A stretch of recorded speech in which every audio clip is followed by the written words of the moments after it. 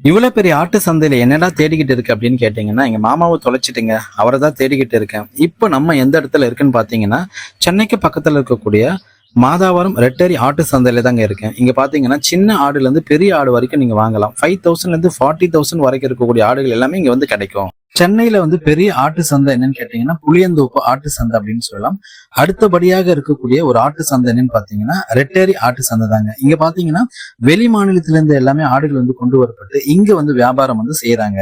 இந்த ஆட்டு சந்தையில இருந்து வரக்கூடிய ஆடுகள் எல்லாமே பாத்தீங்கன்னா ஆந்திரா, தெலுங்கானா, கர்நாடகா, மகாராஷ்டிரா, ராஜஸ்தான் போன்ற மாநிலங்களிலிருந்து லாரிகள் மூலமாக வந்து கொண்டு வரப்பட்டு இங்க வந்து சில்லறை வியாபாரிகளுக்கும் மொத்த வியாபாரிகளுக்கும் வந்து விற்பனை செய்யப்படுகிறது.